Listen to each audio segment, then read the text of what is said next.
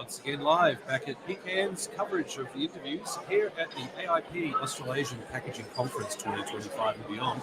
This interview brought to you thanks to our lovely neighbours right next to us here at the show, Paul and Doggett. Lindy, no rest, no food, it's straight between interviews.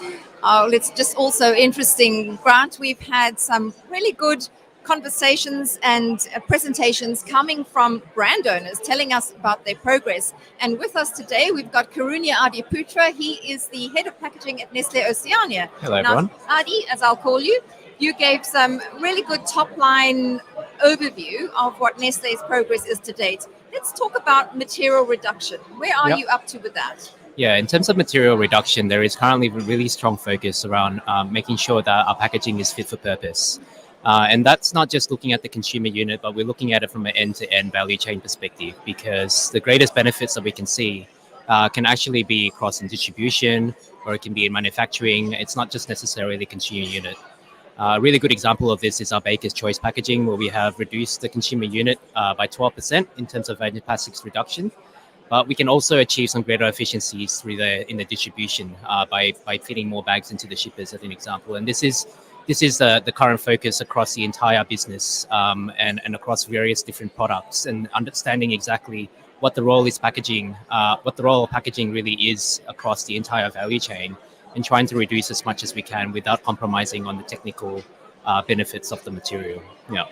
And what about reuse? I know finding containers that are reusable in a practical sense and fit for purpose at the same time.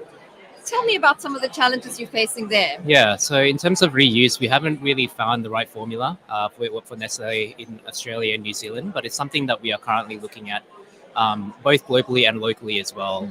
The current challenge in terms of reusable packaging is that we are also limited in terms of the barrier properties of the packaging materials to ensure that we maintain the freshness of our products. And of course, some of our products are very hygroscopic, they're very sensitive to moisture, and so we need to find the right material that can go through, robust enough to be able to go through the cleaning and the reverse logistics system, but also maintaining the freshness of our products, because that is a key priority for us. The other challenge that we have is more in terms of the infrastructure. So there isn't currently a scalable solution that allows for the reverse logistics and cleaning system that can create a packaging material that has gone through the process to be considered the same as a virgin material from a food safety perspective. So we are currently working with industry and collaborating with different partners to really understand how we can develop a distribution model that is scalable and can be used to minimize the cost impact of the product. I'll pick up on that collaboration thing and bring that into recycling. You, as Nestle, have made some tremendous advances on some circular recycling concepts. We know this from the famous Kit Kat wrapper, for example. Where are you up to in terms of your work with advanced recycling and the NPRS? Yep, so we have launched our first recycled content plastics through the Kit Kat 30% recycled content. Using the mass balance approach, and we are definitely putting a lot of focus in terms of advanced recycling to ensure that we can incorporate more recycled content back into our plastics food grade packaging. At the moment, obviously, local sourcing of this material is still very difficult, so we are trying to find ways on how we can accelerate the sourcing of this material in other locations, but also giving the focus from a local perspective as well to ensure that there is demand for food grade recycled. And this is why Nestle is really supporting the NPRS project, the National Plastics Recycling Scheme, to create a way that we can collect soft plastics within our own waste streams and giving it new life. And at the same time, creating a recycling industry here in Australia so that we can convert soft plastics back into food-grade packaging within our own specific region. And what's your message to other brand owners around collaboration? In terms of collaboration, I think the really important piece is to come into it with an open mind. You need to also have a very strong understanding of what your goals are in terms of packaging sustainability. And I think the APCO National Targets of 2025 is a really good starting point for that.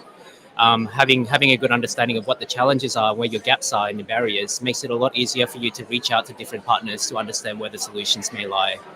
So my recommendation would be to have a really solid sustainability target for your specific industry and for your specific company, and start from there. Well, as the biggest end user of packaging and the biggest food company, you're certainly leaning in and setting a great example to the rest of the all of the world. So thank you so much, Adi, for joining us. Thank you very much, Lindsay. Cheers. Okay. Well, and also thanks to those who've tuned into this PKN interview that was conducted at the AIP Conference 2025 and beyond. We'll be back shortly with another informative discussion, and it too will be brought to you by Ball & Doggett. But for now, we're going to see who's next, coming up soon.